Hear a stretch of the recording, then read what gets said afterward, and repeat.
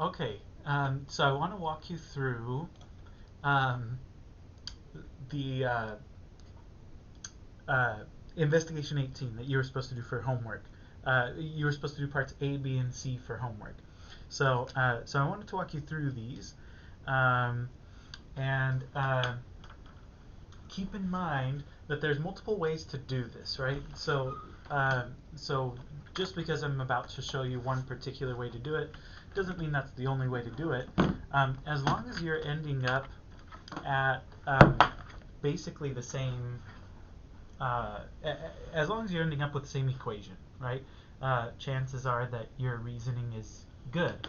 The one thing that I'm going to ask you not to do is don't just count up the number of squares, right? And we talked about this on Thursday, but don't just count up the number of squares and then try to guess the pattern based on the number of squares.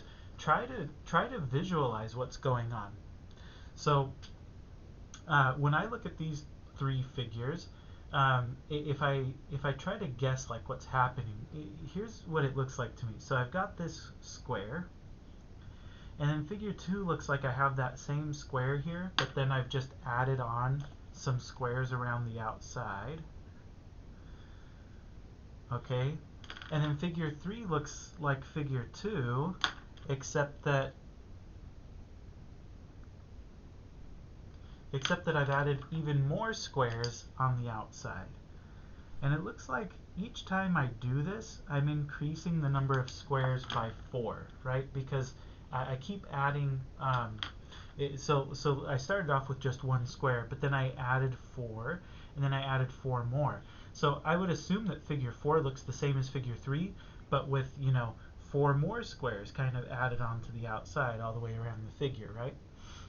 So if I'm trying to come up with a number sentence for this, for figure 1, my first attempt might be something like this. Like for figure 1, I might say it's 1. And then for figure 2, I might say it's 1 plus 4.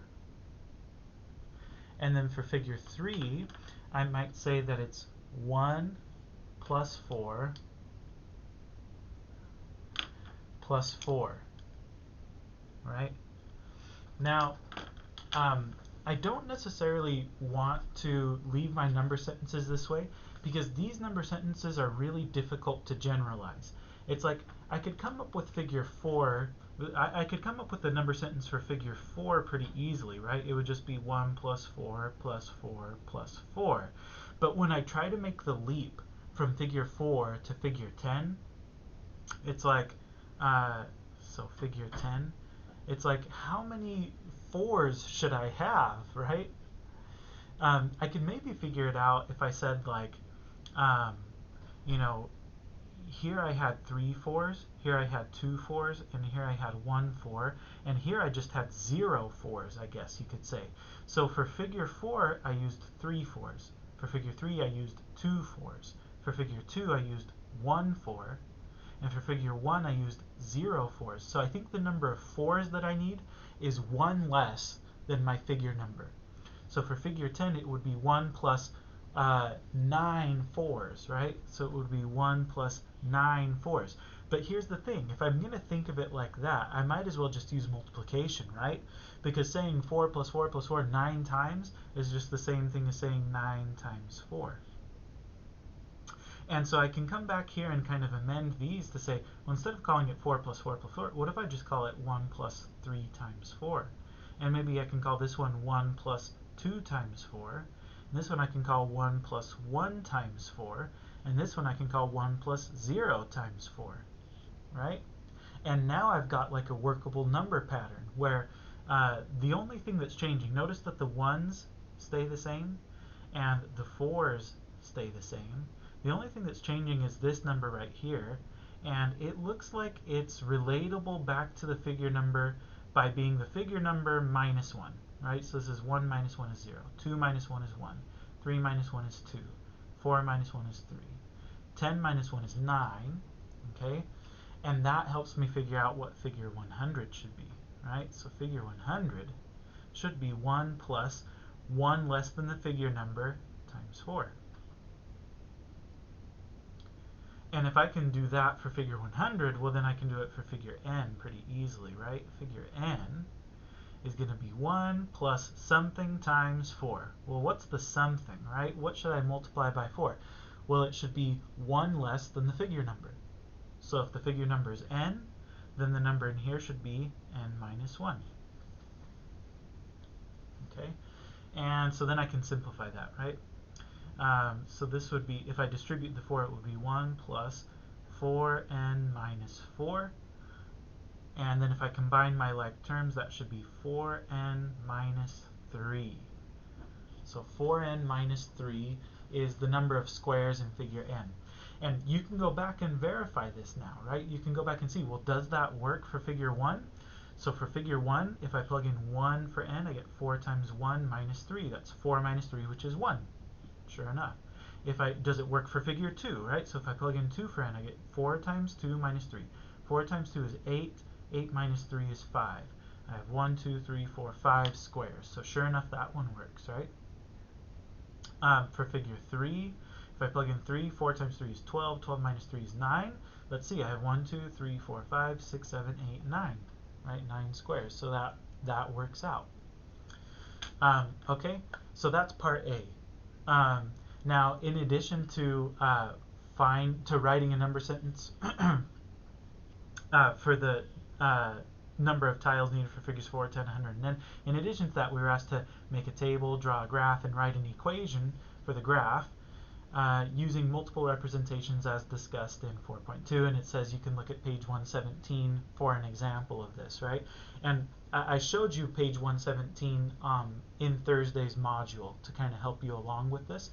Basically, they're just asking us to make a table, draw a graph, and then write an equation for the graph. And they call this the four folds method because you could take your paper and literally fold it in half and then fold it in half again and do the number pattern in one corner, do the table in another corner, do the graph in another corner, and then do the equation in another corner. I'm not going to necessarily make you do it that way, but you're welcome to do it that way if you'd like.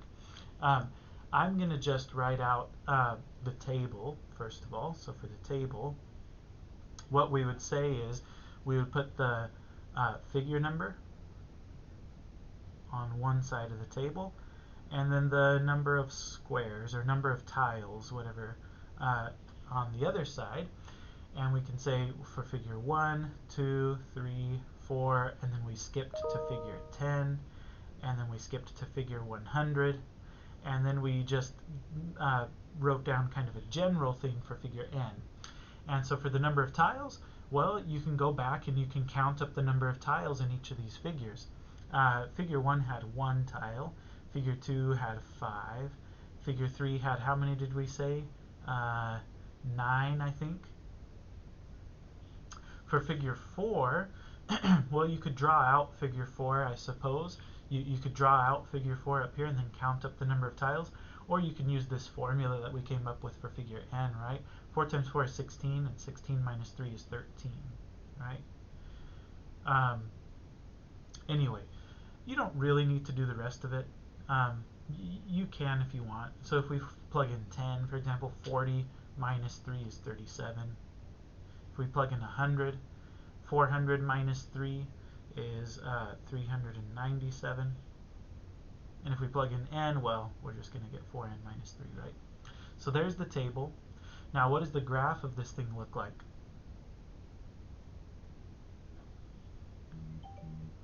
Well, the graph would look something like this. The y-axis is going to grow really quickly, it looks like. So by the time we get to x equals 4, 1, 2, 3, 4, y is all the way up to 13 already. So I might go in increments of 2 and call this like 2, 4, 6, 8, 10, 12, 14.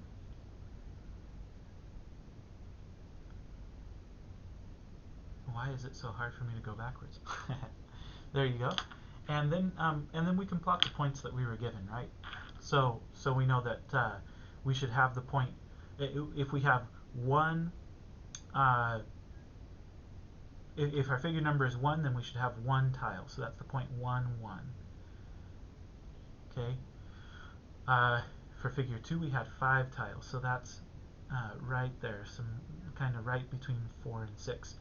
For figure 3 we had 9 tiles, so that's between 8 and 10. And for figure 4 we had 13 tiles, that's between 12 and 14. Now it would be even better if you did this on like graph paper or something, so that you could see, so that you could be very precise with it. But anyway, that does the trick. And so if we connect the dots, we get something like that. So that's the equation, or that's the graph rather, of what's going on. Something that's interesting to note is that here, notice that the number of tiles from the first figure to the second figure increased by 4. And then the number of tiles from the second figure to the third figure increased by 4 again. And from the third one to the fourth one, it increased by, well, 9 plus 4 is 13, so it increased by 4 again. Notice that the way that corresponds to your graph is that it shows up in the slope, right? Because to get from this point to this point, you're going to go up from 1 to 5. So you're going to go up 4, and then you're going to move right 1, right? And to get from this point to the next one, you're going to go up 4 more. To get from 5 to 9, you go up 4 more, and then over 1, and so forth.